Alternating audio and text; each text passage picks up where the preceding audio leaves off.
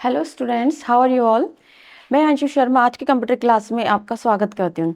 आज हम पढ़ने वाले हैं कंप्यूटर विज्ञान विषय का अध्याय 23 जिसका नाम है डाटाबेस मैनेजमेंट सिस्टम। आज हम करेंगे इसका भाग 2। तो भाग 1 के अंदर हमने क्या किया था? भाग 1 के अंदर हमने डाटाबेस मैनेजमेंट क्या होता है ये समझा था, और डाटाबेस मैनेजमेंट के अंदर क्या क्या टर्म्स यूज होती है वो हमने देखी थी। एक और कंसेप्ट जो था नॉर्मलाइजेशन, वो भी हमने प्रीवियस वीडियो के अंदर देखा था। तो चलिए इसके आगे का पार्ट स्टार्ट करते हैं आज की हमारी क्लास। सबसे पहला हमारा टॉपिक है डाटा मॉडल। डाटा मॉडल्स क्या होते हैं? देखिए, डाटा को किस तरीके से आप एक दूसरे से लिंक कर रहे हैं, डाटा को किस तरीके से डेटाबेस के अंदर व्यवस्थित कर रहे हैं, उसे स्टोर कर रहे हैं, तो वो सब कौन डिफाइन करता है? वो सब डिफाइन करता है डाटा मॉडल्स। कौन डिफाइन करता है? Data models. तो डाटा को एक दूसरे से किस प्रकार लिंक होना है और उनके मध्य में क्या रिलेशनशिप है, वो डिफाइन करता है data models. Data models data को संगठित और स्टोर करता है। डाटाबेस डिजाइन का ब्लूप्रिंट। डेटा कहाँ स्टोर हो रहा है? हमारा डाटाबेस के अंदर। और डाटाबेस में डेटा किस तरीके से स्टोर हो रहा है वो सब कौन दिखाता है? वो सब दिखाता है डाटा मॉडल्स। अब देखिए, डाटा मॉडल्स जो है वो 3 तरीके के होते हैं। पहला होता है हमारा कंसेप्चुअल, दूसरा होता है हमारा लॉजिकल, और तीसरा है फिजिकल। ठीक है, तो सबसे पहला व्यू है हमारा कंसेप्चुअल डाटा मॉडल। अब यह डाटाबेस का bird eye view. Bird eye view का मतलब कि वो क्या है? वो हमें दिखता है, जो हमें पार्ट दिख रहा है वो वाला क्या है? Conceptual view. जो यूजर को दिखता है, जो हमें दिखता है कि हमें उससे मतलब नहीं है डेटा अंदर जाके कैसे स्टोर हो रहा है, जो डेटा का बाहर का जो पोर्शन है वो होता है हमारा कंसेप्चुअल डाटा मॉडल। इसे क्या कहते हैं? बर्ड्स आई व्यू भी कहा जाता है। ठीक है, इसके अंदर हम जब डेटा को दर्शाते हैं तो हम सिर्फ ईआर मॉडल के बेस पे दर्शाते हैं इसे। ठीक है, तो इसे कह सकते हैं कि ईआर मॉडल पर आधारित डाटा मॉडल होता है। ठीक है, इसमें सिर्फ और सिर्फ हम क्या दिखाते हैं? एंटिटी और रिलेशनशिप पे आधारित होता है। एंटिटी और रिलेशनशिप मैं प्रीवियस वीडियो में बता चुकी हूँ। एंटिटी टेबल हो गई और रिलेशनशिप दो टेबल्स के मध्य में क्या रिलेशंस। ठीक है, तो ईआर डायग्राम के थ्रू क्या होता है? हमारा कंसेप्चुअल डाटा मॉडल दिखता है। इसमें उच्च स्तर की रिलेशनशिप होती है। उच्च स्तर का क्या मतलब है? कि ऊपर से जो रिलेशनशिप दिख रही है, जो हमें शो हो रही है, वो इंटरनली भी बहुत ज्यादा आपस में डेटा लिंक होता है, लेकिन उसके बारे में हमें नहीं सोचना होता। तो कंसेप्चुअल के अंदर केवल उच्च स्तर की रिलेशनशिप होती है। ईआर डायग्राम पे बेस होता है, केवल एंटिटीज ही शो होती हैं रिलेशनशिप के साथ में। ठीक है, एंटिटीज कौन कौन सी? जैसे स्टूडेंट, कोर्स और मार्क्स और रिजल्ट। देखिए, अब हम क्या करेंगे, एक स्कूल का हम कंसेप्चुअल डाटा मॉडल बनाएंगे। ठीक है, हमें डाटा मॉडल एक क्वेश्चन इस तरीके से आता है कि इसका आप डाटा मॉडल बनाइए, कोई भी कंसेप्चुअल बनाइए या फिजिकल या लॉजिकल। अगर हम एक एग्जांपल लेते हैं स्कूल का, तो स्कूल का एग्जाम्पल के अंदर हम सबसे पहले स्कूल का क्या बनाएंगे? Conceptual data model. अब देखिए, स्कूल के अंदर क्या क्या हो सकता है? स्टूडेंट्स होंगे, स्टूडेंट किस किस कोर्स में इन्वॉल्व है वो हो गए, एनरोल हो गए, उनके मार्क्स हो गए, उनके रिजल्ट हो गए, और इसके अलावा एक्स्ट्रा जो भी आप इसमें एट्रीब्यूट्स या फील्ड्स डालना चाहे वो। ठीक है, तो इस चीज को हम कंसेप्चुअल डाटा मॉडल से किस तरीके से शो करते हैं? इस तरीके से। देखिए, जो जो एंटिटी मैंने बताई वो मैंने क्या करा? बॉक्स में लिख दी।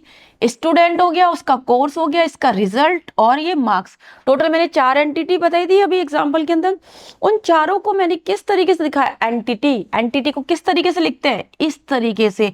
किसी भी टेबल का नाम अगर आपको डायग्राम के थ्रू दिखाना है, इन मॉडल्स के थ्रू, तो एंटिटी हमेशा स्क्वायर के अंदर आती है। ये सब एंटिटी के नेम है: स्टूडेंट्स, कोर्स, रिजल्ट और मार्क्स। ठीक है, और इनके बीच में रिलेशनशिप दिखा दिया कि स्टूडेंट का रिजल्ट निकलेगा, कोर्स का और मार्क्स, इन तीनों से मिलके क्या निकलेगा? स्टूडेंट का रिजल्ट। ठीक है, तो कंसेप्चुअल के अंदर केवल इतना ही हमें दिखाना होता है। किसी का भी एग्जाम्पल आए, आपको सिर्फ उसमें से 4-5 एंटिटीज बनानी है, जो जो टेबल का नाम आप रखना चाहते हैं। उसके बाद उन एंटिटीज का आप क्या करेंगे? सिर्फ इस तरीके से स्क्वायर के अंदर उनका नाम लिख देंगे, ठीक है, और आपस में इनको लिंक कर देंगे। ये था हमारा स्कूल का कंसेप्चुअल मॉडल, ठीक है। चलिए अब कंसेप्चुअल मॉडल जो मैंने चीजें बोली, ईआर डायग्राम, वही सब यहाँ लिखा हुआ है, पढ़ देती हूँ फटाफट से। महत्वपूर्ण एंटिटीज और रिलेशनशिप, यही था अभी हमारे। एट्रीब्यूट नहीं दर्शाए जाते, हमने क्या करा, सिर्फ और सिर्फ टेबल्स के नाम लिखे हैं, एंटिटीज के नाम लिखे हैं, हमने वहां एट्रीब्यूट नहीं दिखाए।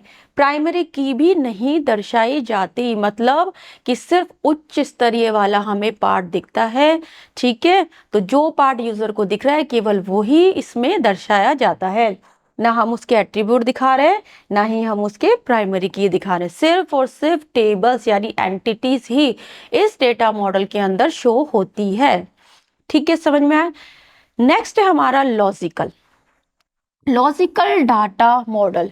ये हमारा डेटाबेस का क्लोजर व्यू क्यों कहते हैं, क्योंकि इसमें थोड़ा सा डेटाबेस क्या होता है, बनना शुरू होता है, उसका सिर्फ स्ट्रक्चर तैयार करते हैं हम, ठीक है, और इससे ज्यादा इंप्लीमेंटेशन फिजिकल में होगा, ठीक है। यहाँ पे डाटाबेस का क्लोजर व्यू भी कहते हैं इसे। एंटिटीज और उसकी रिलेशनशिप होती है, सेम प्रीवियस वाले जो मॉडल था उसकी तरह। एट्रीब्यूट भी दर्शाए जाते हैं, इसमें क्या है, एट्रीब्यूट भी दर्शाए जाते हैं, आपको कीज भी डिफाइन करनी होती है, ठीक है ना। इसके अंदर एट्रीब्यूट के साथ कीज भी आती है लॉजिकल के अंदर। देखिए ये स्कूल वाला है। नेक्स्ट इसमें अभी हमने क्या बनाई थी, 4 एंटिटी थी हमारी, एक स्टूडेंट है, एक हमारा कोर्स था, एक मार्क्स था और रिजल्ट था, बट वहां केवल टेबल के नाम थे, और यहाँ पे क्या है, टेबल के ये एट्रीब्यूट्स भी दे रखे हैं, ये देखो कोर्स कोड, नेम, एड्रेस, ये सब क्या है, एट्रीब्यूट। तो इस मॉडल के अंदर टेबल के नाम के साथ साथ क्या दिए जाते हैं, एट्रीब्यूट्स भी दिखाए जाते हैं। ये बिल्कुल सिंपल है, उसी बॉक्स को बड़ा करके उसमें क्या करा इन्होंने, एट्रीब्यूट्स के नाम लिख दिए, ठीक है। साथ में अब इसमें जो कीज वगैरह हैं, जैसे फॉरेन की क्या है, ठीक है, तो उसकी टेबल अलग से बनाई जाती है। देखिए इस तरीके से यहाँ पे फॉरेन की लिखिए, टेबल का नाम लिखिए, और उसमें कौन कौन सी फॉरेन कीज हैं वो लिखिए। फॉरेन की का कंसेप्ट हम प्रीवियस वीडियो के अंदर कवर कर चुके हैं, ठीक है। हमें बस यहाँ ये देखना है कि किस तरीके से हम लॉजिकल डेटा मॉडल बना रहे हैं। सेम स्कूल का हमने लिया कंसेप्चुअल, स्कूल का ही लॉजिकल मॉडल बनाया है, जिसमें हमने क्या किया, जिसमें हमने देखिए इस तरीके से ये एट्रीब्यूट्स वगैरह डाले और ये फॉरेन की डाली है, ठीक है। इस तरीके से यहाँ पे सारी टेबल्स के नाम और उनकी फॉरेन की, ठीक है, ये हो गया लॉजिकल। अब लॉजिकल की क्या क्या विशेषताएं हो सकती हैं, ठीक है।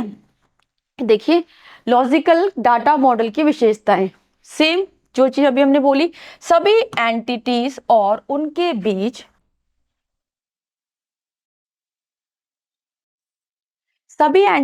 उनके बीच रिलेशनशिप सम्मिलित होती है, ठीक है, सेम जो तीनों में ही होता है।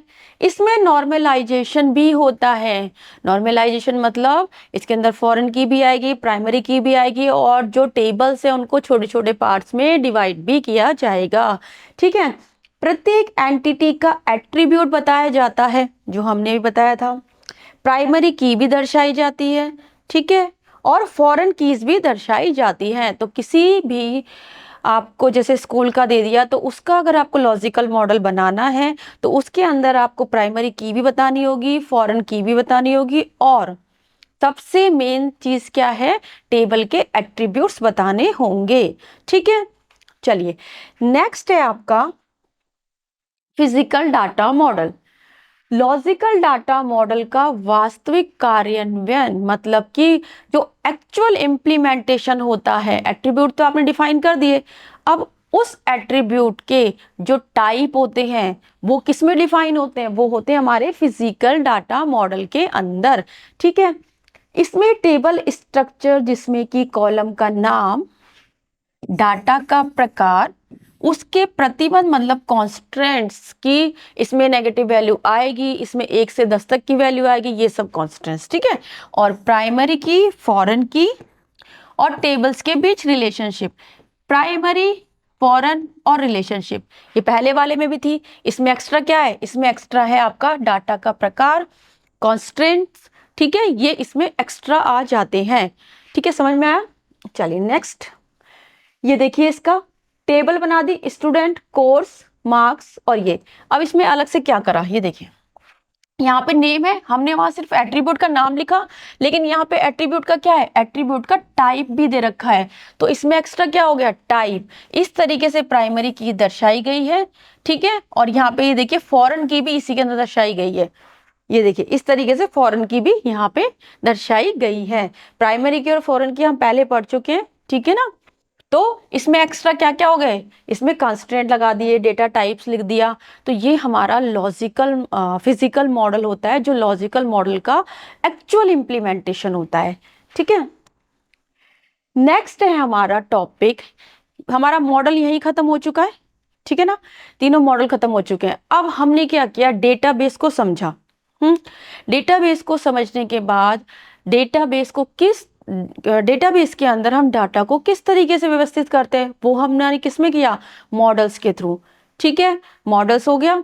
अब हमें सिर्फ और सिर्फ मॉडल्स को क्या करना होता है, हमें समझना होता है, ठीक है, एग्जाम के पॉइंट ऑफ व्यू से, क्योंकि हमें बनाने आने चाहिए।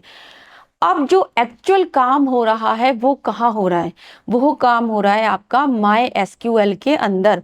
तो माई एसक्यूएल क्या है, हमारा सॉफ्टवेयर है, जहाँ पे हम क्वेरीज करते हैं, जहाँ पे एसक्यूएल क्वेरी को क्या करते हैं, एग्जीक्यूट करते हैं। तो सबसे पहले हमें समझेंगे कि माई एसक्यूएल को कहाँ से लिया जाता है, कैसे इंस्टॉल होता है, और उसे ओपन कैसे करते हैं, ठीक है। तो माई एसक्यूएल होता क्या है, वास्तविक रूप में डाटाबेस को बनाना और स्टोर करना। वहां तो हमने सिर्फ थ्योरेटिकल पढ़ लिया, उसको तो हमने कागज पे बना दिया, ठीक है, उसका तो एक क्या करा हमने, इमेज का व्यू दे दिया, ठीक है। बट एक्चुअल में जो इम्प्लीमेंटेशन है, एक्चुअल में जो हम क्वेरीज वगैरह कर रहे हैं, वो कहाँ हो रही है, वो हो रही है आपकी माई एसक्यूएल के अंदर, ठीक है। माई एसक्यूएल क्या है, हमारा रिलेशनल डेटाबेस मैनेजमेंट सिस्टम होता है। मार्केट में बहुत सारे आरडीबीएमएस अवेलेबल है। इसकी फुल फॉर्म पूछी जाती है। आर मतलब रिलेशनल, रिलेशनल का मतलब जहाँ टेबल की बात हो रही हो, जहाँ 2D डेटा हो, रो और कॉलम्स की बात हो रही हो, तो relational data base management system, ठीक है। माइस्क्वेल क्या है, आरडीबीएमएस ही है, वो एक ऐसा सॉफ्टवेयर है आरडीबीएमएस। इस अब देखिए मार्केट में कौन कौन से सॉफ्टवेयर अवेलेबल है, ऑरेकल, माई एसक्यूएल जो हम यहाँ पढ़ेंगे, माई एसक्यूएल सर्वर, और पोस्टग्री एसक्यूएल, ठीक है। ये सारे जो सॉफ्टवेयर है वो मार्केट में अवेलेबल है, बट हम यहाँ क्या पढ़ेंगे, माई एसक्यूएल, ठीक है। अब माई एसक्यूएल को हम कैसे, किस तरीके से, कहाँ से लेते हैं, सबसे पहली चीज ये ओपन फ्री सॉफ्टवेयर है। ओपन सोर्स फ्री का मतलब क्या होता है कि ये हमें फ्री ऑफ कॉस्ट अवेलेबल है नेट पर, ठीक है, फ्री ऑफ कॉस्ट हमें मिल जाता है। अब इसे कहाँ से इंस्टॉल करेंगे, सबसे पहले ब्राउजर में जाके आप ये टाइप करेंगे http://dev.mysql.com, ठीक है, ये / होता है ये वाला। डाउनलोड्स में आके माई एसक्यूएल, इस लिंक को जब आप क्या करेंगे, ब्राउजर में टाइप करेंगे, एंटर करेंगे, तो वहां पे आपके सामने माई एसक्यूएल की एग्जीक्यूटेबल फाइल आ जाएगी, ठीक है। वहां से आप इसे डाउनलोड करेंगे। जैसे आप इसे डाउनलोड करेंगे तो आपने जहां भी इसे डाउनलोड किया है, मान लीजिए डाउनलोड के सॉफ्टवेयर में डाउनलोड के फोल्डर में बाय डिफॉल्ट आता है, ठीक है। अगर आप चेंज करना चाहें तो चेंज भी कर सकते हैं। तो डाउनलोड फोल्डर के अंदर जाइए, वहां पे जाके जब आपको ये वाली फाइल डाउनलोड हो जाती है तो इसका एक छोटा सा एग्जीक्यूटेबल फाइल होगी वहां पे, राइट। तो आप क्या करेंगे, उस पर क्लिक करेंगे, जैसे आपने उस पर डबल क्लिक करा वहाँ इंस्टॉलेशन स्टार्ट हो जाएगा। तो इंस्टॉलेशन स्टार्ट हो जाएगा, आपको सिर्फ नेक्स्ट नेक्स्ट करना है, और वहाँ पे एक पासवर्ड जरूर पूछता है तो वो पासवर्ड आपको याद रखना है, क्योंकि वही पासवर्ड हर बार जब भी आप एसक्यूएल कमांड्स को चलाएंगे तो वहाँ आपसे पूछा जाएगा माइस्क्यूएल को ओपन करने के लिए। तो वो पासवर्ड आप याद रखिएगा, ठीक है। बाकी सब आप नेक्स्ट नेक्स्ट करिए, और जो पाथ आपका है वो बाय डिफॉल्ट सी ही रहने दीजिए, ठीक है। और अगर आप चेंज कर रहे हैं तो आपको वही पाथ जब आप माईएसक्यूएल को रन कराते हैं तब डालना पड़ेगा। तो बेटर है कि आप चेंज ना करिए, सिर्फ पासवर्ड का ध्यान रखिए, ठीक है। अब क्या होगा, आपने इंस्टॉलेशन कर लिया, इंस्टॉलेशन होने के बाद फाइल जो है बाय डिफॉल्ट कहाँ जाएगी ये ध्यान रखिएगा, सी ड्राइव के अंदर। प्रोग्राम फाइल्स के अंदर, माई एसक्यूएल के अंदर माई एसक्यूएल सर्वर, जो भी आपने इंस्टॉल किया डाउनलोड करिए फाइल, उसका वर्जन यहाँ पे आ जाएगा। माई एसक्यूएल के अंदर माई एसक्यूएल सर्वर 5.1, उसके अंदर आके बिन नाम का एक फोल्डर होगा। तो बिन नाम के फोल्डर में आपको एक फाइल दिखेगी जिसका नाम है my SQL command line client. Sorry, bin folder के अंदर जो फाइल मिलेगी उसका क्या नाम है, my SQL command line client. ठीक है, इस पे क्लिक करिए। आपने इस पे क्लिक करा, क्लिक करने के बाद आपके सामने इस तरीके से एक विंडो आ जाएगी। ठीक है, इस विंडो के अंदर आप क्या करेंगे, एंटर पासवर्ड पूछ रहा है आपसे, तो ये पासवर्ड वही है जब आपने माई एसक्यूएल को इंस्टॉल किया था और वो पासवर्ड डाला था, वही पासवर्ड आपको यहीं पर डालना है। ठीक है, जैसे ही आपने यहाँ पासवर्ड डाला, तो पासवर्ड डालने के बाद अगर आपका पासवर्ड सही है तो ये क्या करेगा, इस तरीके से देखो माई एसक्यूएल, ये दिखाई दे रहा है, मैं यहाँ फिर से लिख देती हूँ, ये माई एसक्यूएल और इस तरीके से आ रहा है। ठीक है, इसे कहते हैं माई एसक्यूएल प्रॉम्प्ट। ठीक है, कमांड लाइन पे जब भी काम करते हैं तो प्रॉम्प्ट वर्ड यूज होता है, तो ये कहलाता है माई एसक्यूएल प्रॉम्प्ट। पूछा जाए कि माई एसक्यूएल प्रॉम्प्ट क्या होता है, सिंपल इसे लिख के आगे इस तरीके से कर्सर लगा दो बस, तो माई एसक्यूएल प्रॉम्प्ट पे आ जाएगा।